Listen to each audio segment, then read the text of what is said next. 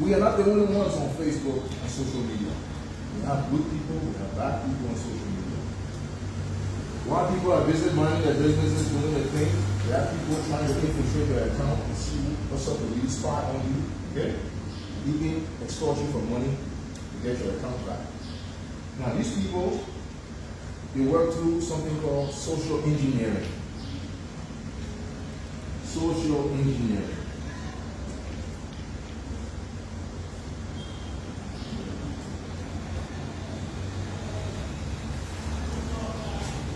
So, the online platform was created for social exchange. And now the same online platform is being used for social attacks.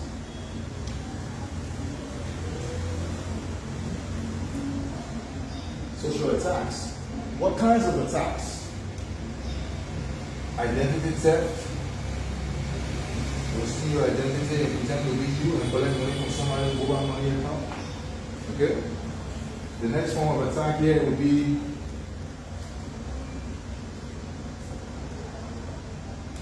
information theft. You want some information, you can't get it legally. Another thing would be destruction. You want to destroy your device. So there's multiple things you can do with an attack. An attack comes in so many ways.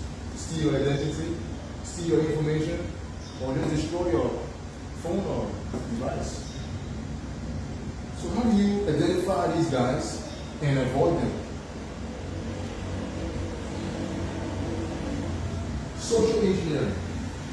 How do they use social engineering to get at us? What is social engineering? Anybody here want to say something? A little bit. Ever heard of the term social engineering before?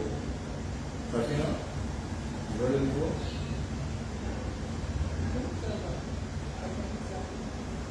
Anyway, social engineering is the act of studying social behavior of a specific target for malicious purposes. So, I'm studying this individual's behavior because I have this person as a target in mind. I want something for them. But I gotta study how they think, how they behave. And that's what I'm gonna use against them. So, for example, a virus, what a virus is a corrupt piece of software that has been added to something legitimate. So that it hides behind the legitimate thing. But the thing itself is a virus. It's illegitimate. But how does the virus piggyback behind legitimate applications, legitimate links, legitimate photos? Because that's how they come at you. So the engineering, the hackers put the virus plus a link. The virus plus a photo.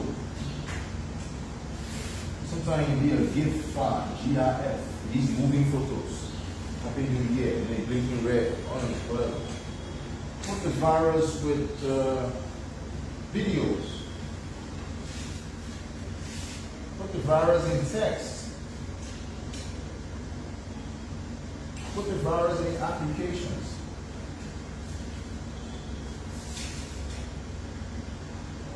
Take the virus, attach it to a link, send it to you. You look at the link, it looks legit because maybe you're a Michael Jackson fan, and this person just sent you one of Michael Jackson's interviews when he was 5 years old, something that's hard to see. That person knows that when I send that link, you will click on it because based on the social engineering he's done, he knows that you love Michael Jackson. And there's no way you can resist a Michael Jackson link. So what he does, he puts the virus in the Michael Jackson link and sends it to you. If you're a Chelsea fan, he put the virus in the link and send you the Chelsea highlights. So you click this link to see the highlight. Chelsea scored last night. And you go for it. And sometimes these links, they can expose themselves. Most links come with HTTP at the front. That's the beginning of a link, right? It stands for the web protocol, the web platform. It's called HTTP. So there's HTTP and HTTPS, which is more secure. So if you ever come across a link that has only HTTP on it, beware not to click on it because it's not safe. Anything you type on that website will appear in clear text. So if it was password information you put in, login credentials from a HTTP site, your whole website, your password is coming in clear text. So anybody hacking can just go in the back end of the website, you see a clear text. But if it was secure with HTTPS, it will not appear as a clear text, it will come in a hash form. We call it encrypted form. It will come with an encryption. So instead of it looking like normal writing, it will come in characters.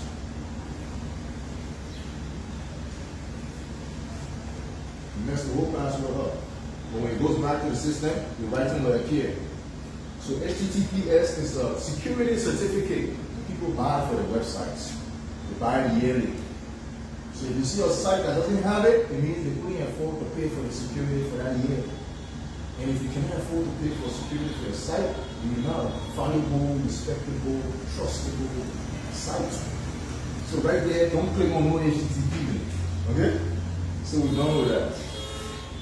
What they can do also, they can take the link and hide the link in the photo. In the end, it's always a link. I told you photo, videos, text, and applications, right? Okay, very much.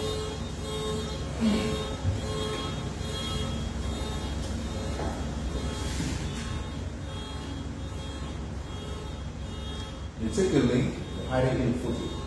They can take the same link, hide it in a video. Take that link, hide it in a text, in a Word document, in a PDF file. So when I'm sending you the payroll for the month, okay, and you the accountant, you download it, got a virus. You can send it through an application. Yo, I want to watch football game live. Oh yeah, I know exactly what kind of app to use. Call it Mobdro. I don't know if you know the Mobdro and stuff like that. You got some apps for football games. You can take it and poison the app and send it to the person. So be careful with all these things. If you want to download any application, get it directly from the source. So if you're Android, where is the source for application? Play Store. If you're an iPhone user, where is your source? App Store. So that's where you get legitimate apps. Anything beyond that is a third-party app and it could be infected with virus. Okay? Don't let anybody say any app if it's coming from the official website. It's not safe. Now, what else? Where are we?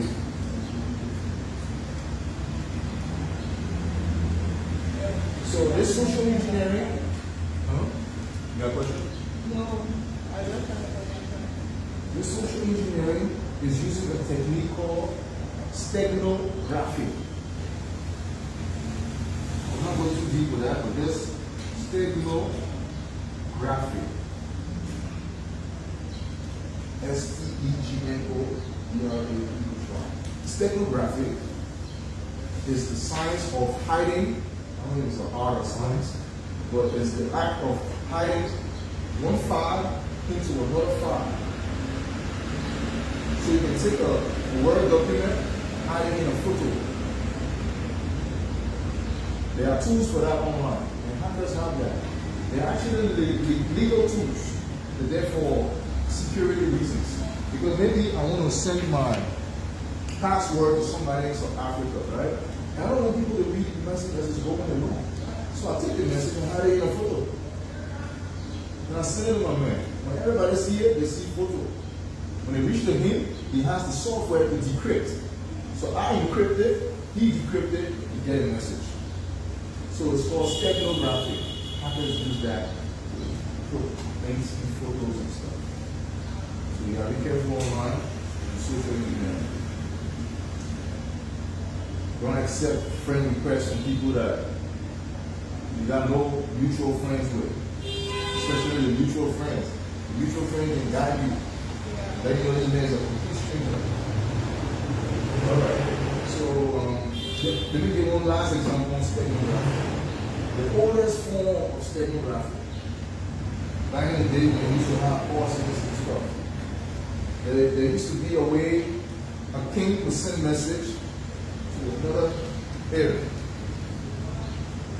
What it would do, it would bring the messenger, which is the human being, it would cut the guy's head, bald, and it would write the message on his head.